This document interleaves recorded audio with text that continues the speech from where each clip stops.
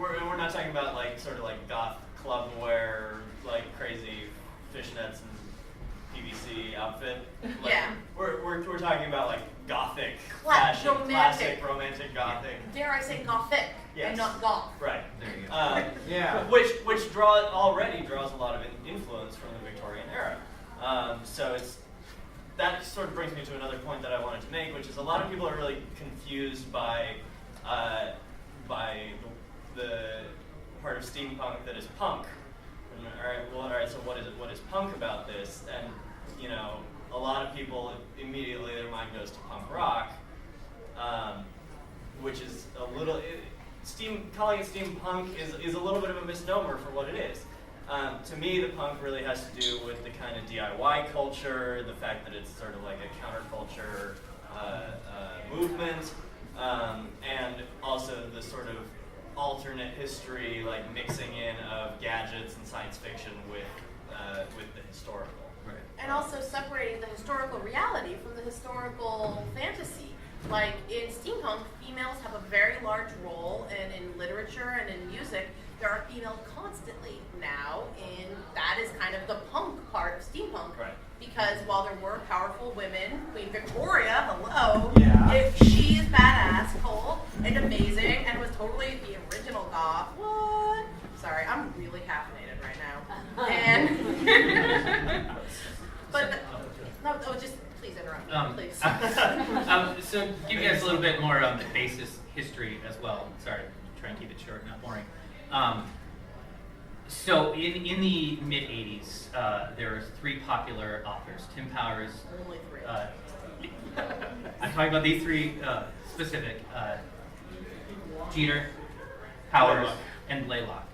They're still writing today, but they were young men at the time, sitting around having fun, and they were writing a lot of cyberpunk. You're all familiar with cyberpunk, right? Yeah. Matrix, pretty much, Blade Runner, cyberpunk. So they thought, hey, wouldn't it be cool? And they were doing a lot of cyberpunk novels and stories at the time. And they sitting around having some drinks, and they just thought, hey, wouldn't it be cool to do cyberpunk, but like 100 years ago? And instead of all the cyber technology, it's like steam powered and clockwork. And they're like, yeah, that would be cool. It's all this Victorian stuff and this advanced Victorian technology, but it's not cyberpunk. It's more just clockwork and steampunk. And then he mentioned that in an article, and that's where it first got coined. So that was what a lot of people trace back, believe it or not, steampunk historians. Yes, they actually do exist. And years later, he's like, I said it as a joke. I don't know why you guys ran with this so much. But now it's a thing years and years later. It was kind of cool that people can trace it back. Arguably more prominent than cyberpunk. Yeah. That's funny. It was fabulous. At a museum exhibit that we had some of our stuff in, they actually had the magazine with the letter to the editor that had the first time. Oh, really? Yeah, that was at the museo. So we've actually been able to see the original time steampunk was ever written down and published in publication. That's kind of cool. It's just cool that it's a living history that is so close in our past that we can trace everything. And it's amazing to watch the whole community and culture blow up in the past couple of years, which is, probably why you guys are sitting here. I'm sure you've heard about it, you've seen it, and it's amazing how huge it's gotten in the past 4 years or so. Mm-hmm. It is 2013, so maybe like 5 or 6 years. Wow. Yeah. I really lost track of time. I remember my point too, is going on the punk aspect as well, which is kind of funny because it wasn't that thought about when it was brought up, and now a lot of people are trying to force in this punk aspect as well, and it naturally works, but I don't think you need to think about it too much. Punk just means going against the normal society. That's all it does. You can be, dressing up how you guys dress up, being at this convention, liking what we do. You can consider that punk against normal society. As per all the people in the elevators who aren't at the event, who give us weird looks as we're going up to our hotel rooms, they definitely think we're a little punk. And that's what I love about gatherings and conventions like this, because it makes, to bring that C word in community. I get very emotional talking about community. He loves the community. It's adorable. Because it's just, that's the sort of stuff that's the sort of stuff. Every time. That's the sort of stuff, though, I think that's beautiful about our communities. And I say our communities because it's, I've never been to a convention like this. I the closest I got was Shane. But to be But to be here and seeing, you know, what you guys love and seeing how you're celebrating it, it's like, that's what we do, steampunk. We're all doing the same thing. We just have a little bit different geekery that we're proud of. And that's awesome.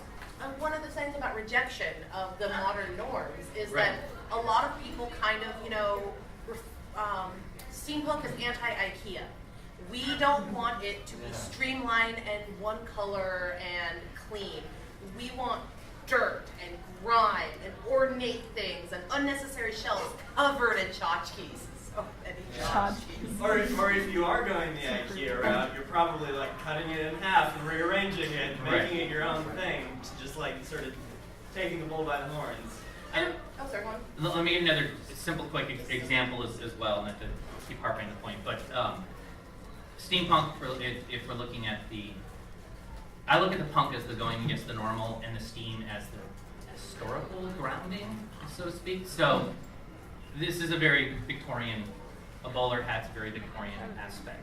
If I were just to wear this out in my shorts and t-shirt and go down to the store, that's pretty punk. Who the heck wears a derby to 7-Eleven? So kind of wearing a Victorian era thing today, like, it doesn't scream steampunk, but that's just a very simple base way I like to explain to people that's essentially steampunk. If you look at the terminology, there's so much more to it. Like we keep talking about this maker culture, the community, and all of that stuff. So it's a lot to talk about in an hour program. And are there any other I know we want to open up to questions as well. Yeah, we will open up for questions if anybody wants to lead in any directions. We can just babble because like we consider ourselves professional steampunks because people pay us money to dress up and entertain them. So we're professional steampunks. We love steampunk. We love talking about it. What would you guys be interested in hearing? We could talk about movies or television or question, please. What do you think about the people who, I mean, it's not necessarily Victorian era. Like the other day I was on the internet and I saw a steampunk Indian woman. She had like the sari, but she also had, you know, the gears and the goggles and, you know, all of kind of the iconic pieces of steampunk. But she was very culturally Indian, and she was wearing a very traditional Indian garment. And you see stuff like that. You were talking about the steampunk in Japan and steampunk in, you know, these other places. So what do you think of kind of this branching out of this, like kind of this base theme? It's amazing. Yeah, I love it. awesome. Yeah, we know amazing. exactly what we love multicultural. And that's exactly the steampunk era that we're referring to, is covering the entire planet, covering the whole country. But you can also argue that the British Empire dominated India for a long time. There's a lot of Indian culture in Britain. So it's actually a very close relationship, which is actually kind of really cool. I mean, the only way I was able to survive when I was in London was on Indian food. That's how I love Korean Indian food. Whoa! I got a little excited there. I know. So that's awesome to see that sort of stuff. You see a lot of Asian cultures as well, sort of picking up on the blending of iconic steampunk elements and traditional Asian culture elements. I saw the most amazing steampunk Chilean outfit this last week. You had the, whatever the hell like poncho is called, and just like looked great as poncho is a fancy Peruvian term or Chilean term for it, but it just looks amazing. Just like he had incorporated the mechanical design into the weave. So it was done super well. It's like just like the way that she integrated these earrings from ear to her nose and down. It was like someone had just smashed the clock and just like, oh, this is beautiful, and made this giant chain. It's just like taking your cultural identity and putting it into that context is fantastic. And I love seeing it because, you know, I love seeing our Western wear, and I love seeing nice aristocratic outfits, and people can sew some great Western wear, but man, when I see like different cultural people's like clothing, starting with steampunk fashion, it's phenomenal. I did also want to reference, there's this really amazing illustrator named James NG, who does these awesome illustrations that are sort of like a Chinese interpretation of steampunk, where he's taking sort of like the lines and forms of like a junk and turning it into like airships and things like that. And it has a lot of cats. He's got a lot of cats in his paintings. There's like a mecha that's like controlled by like cats, like steampunk kitties. But yeah, there's absolutely like no end to what you can do in terms of like cross-pollination of different world cultures and the sort of ideals of steampunk. We could give a really long and interesting panel about how during the time period of the Victorian era was the introduction of the railroads, of the telegraph. It was the time period where mass communication and the ability that different coasts and different continents could get information within a timely manner completely ushered in our modern era of world trade. World trade.